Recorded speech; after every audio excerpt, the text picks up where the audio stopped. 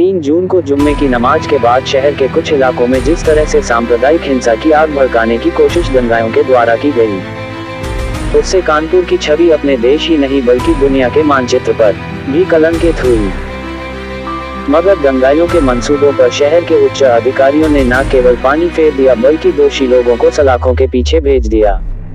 मंगलवार को कानपुर नगर के उन्हीं अधिकारियों ने एक बार फिर शहर को स्मार्ट सिटी बनाने के लिए मैराथन बैठक कर कई अहम फैसले लिए।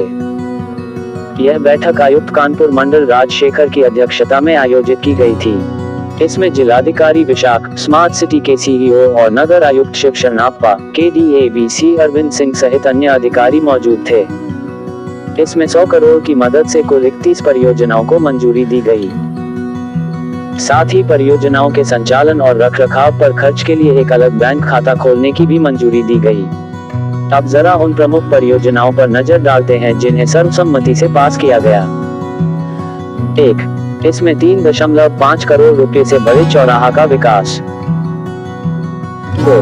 कानपुर नगर निगम में फेशियल रिकग्निशन मैकेनिज्म, मतलब चेहरे पहचान हेतु अटेंडेंस सॉफ्टवेयर के माध्यम से उपस्थिति दर्ज करने और प्रत्येक दिन शहर की बेहतर साफ सफाई पर भी जोर दिया गया। 3.57 करोड़ रुपए से ग्रीन पार्क विजिटर गैलरी के दूसरे चरण का विकास। 4. ग्रीन पार्क में बैडमिंटन, टेबल टेनिस और जिम हॉल का विकास के लिए 5.5 करोड़ रुपए आवंटन किए गए। 5. ठोस कचरा प्रबंधन के लिए 20 वेस्ट ट्रांसफर स्टेशन के लिए 2 करोड़ रुपए आवंटन किए गए। 6. चुन्नीगंज कन्वेंशन सेंटर के आसपास और चारों तरफ स्मार्ट रोड निर्माण के लिए 3 करोड़ रुपए का आवंटन किया गया। 7. शहर के 10 पार्कों में ओपन जिम और पार्कों का विकास के लिए 5 करोड़ रुपए आवंटन किए गए। 8. ABD क्षेत्र में 6 सरकारी भवनों में स्थापित बड़े सोलर बिजली उत्पादन संयंत्र की स्थापना के लिए 3.5 करोड़ रुपए आवंटित किए गए। 9. आनंदेश्वर मंदिर के पास सार्वजनिक स्थानों का जन सुविधा विकास के लिए 6 करोड़ आवंटित किए गए। 10. शहर में 30 स्मार्ट बस स्टॉप का निर्माण और विकास के लिए 4 करोड़ सार्वजनिक निजी भागीदारी के साथ KSCL 50 लाख रुपए का भुगतान करेगा। 11.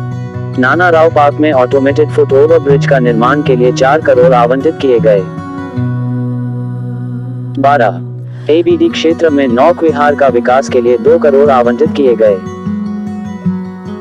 13. स्लम क्षेत्रों में सार्वजनिक सुविधाओं का विकास के लिए 4 करोड़ रुपए आवंटित किए गए। 14. तुलसी उपवन का सौंदर्यीकरण के लिए 3.5 करोड़ रुपए आवंटित किए गए। 15. ABD क्षेत्र में सड़कों के सुरक्षित सड़क संकेत चिन्ह और अन्य सुरक्षा उपाय के लिए 5 करोड़। 16. सिटी ई बस एप्लीकेशन का विकास और इसे स्मार्ट सिटी के ICCC से जोड़ने के लिए 80 लाख रुपए। 17. कारगिल पार्क में नौका विहार सुविधाओं का विकास के लिए 50 लाख। 18. वेब आधारित LIDR प्रौद्योगिकी आधारित संपत्ति मानचित्रण के विकास के लिए 1.75 करोड़। वहीं अगले 2 वर्षों के लिए कानपुर स्मार्ट सिटी की ICCC परियोजना के लिए IIT कानपुर को तकनीकी सहायता समूह के रूप में नियुक्त करने की मंजूरी दे दी है। यह ICCC में उपलब्ध सुविधाओं का सर्वोत्तम संभव उपयोग सुनिश्चित करने में मदद करेगा और ITMS और यातायात प्रबंधन में आर्टिफिशियल इंटेलिजेंस का उपयोग भी करेगा। बोर्ड ने गैर पुनर्नवीनीकरण योग्य प्लास्टिक कचरे को प्रयोग करने योग्य में परिवर्तित करने के लिए और उससे फर्नीचर और अन्य निर्माण सामग्री बनाने के तकनीकी के लिए IIT कानपुर की एक गैर लाभकारी company foundation for innovation and research in science and technology के साथ MOU पर हस्ताक्षर करने के प्रस्ताव को भी मंजूरी दे दी है।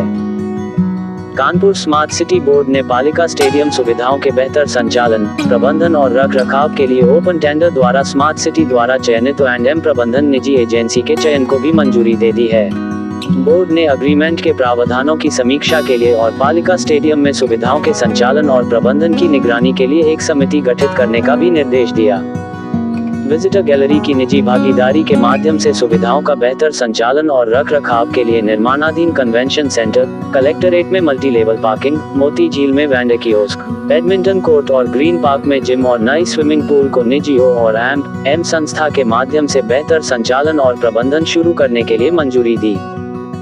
अब अगर मीडिया रिपोर्ट पर नजर डालें तो मार्च 2022 में जारी हुए स्मार्ट सिटी के रैंक में कानपुर 11वें स्थान पर था, जबकि प्रदेश की सूची में चौथे पायदान पर रही। वहीं जनवरी महीने में स्मार्ट शहरों में कानपुर की रैंकिंग देश में 8वें और प्रदेश में तीसरे पायदान पर थी। लेकिन फरवरी में देश में 22वीं और प्रदेश में 6वें पायदान पर पहुंच गई थी। इस सूची में वाराणसी टॉप पर रही, वहीं लखनऊ दूसरे और आगरा तीसरे स्थान पर है। Bureau report ST news.